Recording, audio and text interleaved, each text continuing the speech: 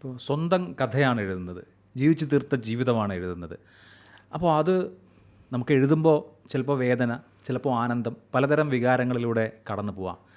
എഴുതാൻ ബുദ്ധിമുട്ടിയ എന്തെങ്കിലും സന്ദർഭങ്ങളുണ്ടോ? ഇതിനകത്ത് ഇത് 36 അധ്യായങ്ങളാണ് ഇതിനകത്ത്. ഇത് യഥാർത്ഥത്തിൽ ഞാൻ ആദ്യമായിട്ട് എഴുതുന്നത് 2023 നവംബർ 27 ഇതിനകത്ത് ഒരു 4-ാം അധ്യായമാണെന്ന് തോന്നുന്നു. അത് എഴുതി ഞാൻ ഫേസ്ബുക്കിൽ പോസ്റ്റ് ചെയ്യുകയാണ്. ഇതിനകത്ത് ഓരോ അധ്യായങ്ങളും ഓരോ അനുഭവങ്ങളും ഓർത്തെടുത്ത് എഴുതുമ്പോൾ ചെറിയ വേദനയുണ്ടെന്നല്ല, പലപ്പോഴും ഞാൻ കണ്ണ് നിറഞ്ഞൊഴുകിയാണ് ഇത് എഴുതിയിരിക്കുന്നത്. ചില അധ്യായങ്ങളിൽ ഇതിനകത്ത് ഞങ്ങൾ മരിക്കാൻ പോകുന്നൊരു സീനുണ്ട്. അപ്പോൾ അതൊക്കെ എഴുതുന്ന അധ്യായം എന്ന് പറയുന്നത് ഒറ്റയിരിപ്പിന് പോയിട്ട് എനിക്കൊരു 3-4 പ്രാവശ്യമായിട്ടോ 3 ദിവസമായിട്ടോ ആണ് എഴുതി തീർക്കാനായത്. കാരണം ഈ കനലുകൾ ചാരം മൂടിക്കിടക്കുന്ന പോലെയാണ് തീവ്രമായിട്ടുള്ള വേദനകളുടെ ഓർമ്മകൾ. അപ്പോൾ ഈ ചാരം ഒരു കാറ്റ് വന്നടിച്ച് കഴിഞ്ഞപ്പോഴേക്കും അങ്ങ് പറന്നു പോയി കഴിയുമ്പം ആളിക്കത്തുന്ന കനലുകൾ നമുക്ക് പൊള്ളലേൽപ്പിക്കും, വേദനയുണ്ടാക്കും, കണ്ണ് നിറയ്ക്കും. അത് ശരിക്കും ഓരോ അധ്യായങ്ങളും അങ്ങനെയാണ്. അത് നമുക്കൊരു 2-ാം ഭാഗം തീരുന്നത് വരെയുള്ള ആ പീരീഡിൽ മുഴുവനും എനിക്ക് ഒത്തിരി വേദനയോട് കൂടി എഴുതിയതാണ്. അത് അന്ന് എഴുതിയപ്പോൾ മാത്രമല്ല, നമ്മൾ പറയും എഴുതി കഴിയുമ്പോൾ അതൊരു തെറാപ്പിയാകും, അപ്പോൾ പിന്നീട് ഓക്കെ ആകുമെന്ന്.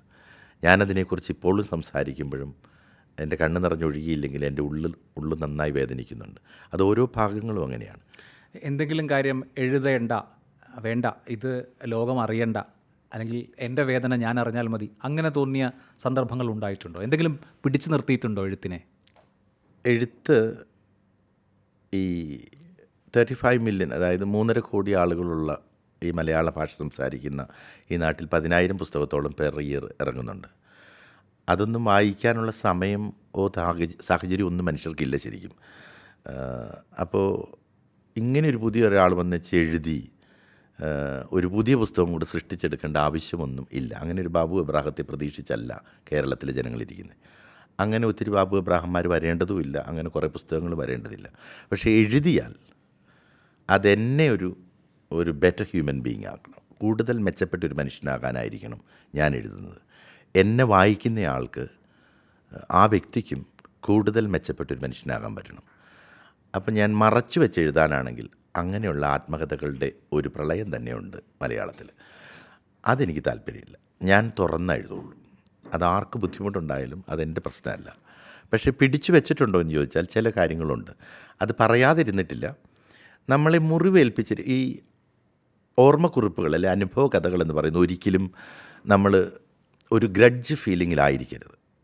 എന്നെ അവർ ദ്രോഹിച്ചു, എൻ്റെ തൊട്ടടുത്ത വീട്ടിൽ അവർക്ക് ഭക്ഷണം കഴിക്കാനുണ്ടായിരുന്നതുകൊണ്ട് അവിടെ താമസിച്ചവരൊക്കെ എൻ്റെ ആഹാരമില്ലായ്മയുടെ കാരണക്കാരല്ല. അത് വളരെ തെറ്റായൊരു ധാരണയാണ്. നമ്മളുടെ സാഹചര്യങ്ങളെ നമ്മൾ ഓർമ്മ കഥകൾ എപ്പോഴും ഒരു ഓർമ്മപ്പെടുത്തലുകൾ മാത്രമായിരിക്കണം. പക്ഷേ നമ്മളെ മുറിവേൽപ്പിച്ചവരെക്കുറിച്ച് എഴുതുമ്പോൾ അവരുടെ പേരുകൾ ഞാൻ മാറ്റിയാണ് ഇട്ടിരിക്കുന്നത്. കാരണം നെയിമിങ് ആൻഡ് ഷെയ്മിങ് എനിക്കിഷ്ടമില്ല. അതിനല്ല ഞാനിത് എഴുതിയിരിക്കുന്നത്. നമുക്ക് കുറച്ചുകൂടി മുമ്പോട്ടൊന്ന് പോകാൻ നമുക്ക് ചരിത്ര പുസ്തകങ്ങളുണ്ട്, ഇടുക്കിയുടെയോ വയനാടിൻ്റെയോ കണ്ണൂരിൻ്റെയോ ഒക്കെ. പക്ഷേ ഈ കുടിയേറ്റ മേഖലകളിലെ ദുരിതങ്ങളെക്കുറിച്ചുള്ള ചരിത്ര പുസ്തകങ്ങൾ വായിക്കുന്നതിനും ഒത്തിരി നല്ലതാണ്. ഈ ജീവിതം അങ്ങോട്ട് എഴുതിയിടുമ്പോൾ അതിലൂടെ നമുക്ക് ചരിത്രമുണ്ട്, സ്ത്രീകളുണ്ട്, സ്ത്രീകളുടെ ജീവിതമുണ്ട്, മതങ്ങളുണ്ട്, പൗരോഹിത്യങ്ങളുണ്ട്. ഇതെല്ലാം നോർമലായിട്ട് നമുക്ക് വായിക്കാൻ പറ്റും. ഇത് എഴുതി കഴിഞ്ഞിട്ട് ഇത് വേണ്ടിയിരുന്നില്ല, അല്ലെങ്കിൽ ഈ കാര്യം പറയേണ്ടിയിരുന്നില്ല എന്ന് ആരെങ്കിലും പറഞ്ഞിട്ടുണ്ട്? ഒത്തിരി പേര് പറഞ്ഞിട്ടുണ്ട്. അത് ഈ ഇതിലെ കഥാപാത്രങ്ങളായിട്ടുള്ള ആളുകൾ അല്ല, കഥാപാത്രങ്ങളുണ്ട്. കൂടുതലും മതങ്ങളെ വിമർശിക്കുന്നതും പൗരോഹിത്യത്തെ വിമർശിക്കുന്നതും ഒക്കെ ആ സ്ഥലം പ്രിസൈസ് ചെയ്യാതിരുന്നുകൂടെ? അപ്പോൾ ഇതിലേതെങ്കിലും ഒന്ന് എന്നും കരുതിക്കൊള്ളും. അല്ലെങ്കിൽ നമ്മൾ കുടുംബത്തിലെ കാര്യങ്ങൾ തുറന്നു പറഞ്ഞില്ലേ? അപ്പോൾ കാരണം എന്താണെന്ന് ചോദിച്ചാൽ, ദുരിതപൂർണമായൊരു ജീവിതത്തിൽ നിന്ന് കടന്നു പോയി കഴിഞ്ഞിട്ട് നമ്മൾക്കുണ്ടാകുന്നൊരു ഭൗതികമായ ഒരു അഫ്ലുവൻസ് ഉണ്ട്. അത് വന്നു കഴിയുമ്പോൾ ഈ ഭൂതകാലത്തിൻ്റെ വിരൂപമെന്ന് നമ്മൾ പറയുന്ന അവസ്ഥകളെ ഓർക്കാൻ നമുക്കിഷ്ടമില്ല. 3 പെങ്ങന്മാരും വായിച്ചിട്ടുണ്ടാവുമല്ലോ പുസ്തകം? ഉണ്ട്. ഇത് അവരുടെയും കൂടി കഥയാണ്. അതെ. അവരെന്ത് പറഞ്ഞു? എൻ്റെ സഹോദരിമാരും 3 പേരും വളരെ സന്തോഷവതികളായിരുന്നു. അവർ മാത്രമാണ്, എൻ്റെ ഭാര്യയും എൻ്റെ 3 സഹോദരിമാരും എഴുത്തിന് പൂർണ്ണ പിന്തുണയാണ്. ഒരിടയ്ക്ക് തുടക്കത്തിൽ ഞാൻ ഫേസ്ബുക്കിൽ എഴുതി തുടങ്ങി കഴിഞ്ഞ് പിന്നെ മാതൃഭൂമി ഓൺലൈനിൽ ഞാൻ ഇച്ചിരി ഡീറ്റെയിൽ ആയിട്ടുള്ളൊരു ആത്മകഥ എഴുതുന്നുണ്ടായിരുന്നു എല്ലാ ബുധനാഴ്ചയും. അന്നേരം അവർ പറയുമായിരുന്നു, ബന്ധുക്കളൊക്കെ ആയിട്ട് ഇപ്പോൾ നല്ല ബന്ധത്തിലല്ലേ, അപ്പോൾ അവർക്കൊക്കെ ബുദ്ധിമുട്ടായില്ലേ, കാര്യം ശരിയാണ്, ഇതൊക്കെ സംഭവിച്ചു, നമ്മളതെല്ലാം ക്ഷമിക്കണ്ടേ. അപ്പോൾ ഞാൻ അവരോട് എൻ്റെ പെങ്ങന്മാരെന്നെ ഒരു വീഡിയോ കോളിൽ സംസാരിച്ചിരുന്നു. അപ്പോൾ അവരെന്നോട് പറഞ്ഞു, നിനക്ക് പറ്റുമെങ്കിൽ ഇതങ്ങ് ഉപേക്ഷിക്കുന്നു. ഞാൻ പറഞ്ഞില്ല, അതെനിക്ക് ഉപേക്ഷിക്കാൻ പറ്റത്തില്ല. കാരണം ഈ ബന്ധുക്കളുമായിട്ടെല്ലാം നല്ല ബന്ധത്തിലാകുന്നത് അത് ജീവിതത്തിൻ്റെ ഒരു പ്രോസസ്സാണ്. അവരോട് നമ്മളിത് എഴുതുമ്പോഴും നമുക്ക് അവരോട് ഗ്രഡ്ജില്ല. അപ്പോൾ ഞാനത് അവരോട് എക്സ്പ്ലെയിൻ ചെയ്തു. അപ്പോൾ അവർ പറഞ്ഞു, എന്നാൽ തുടരൂ എന്നുള്ളൊരു ആറ്റിറ്റ്യൂഡാണ്.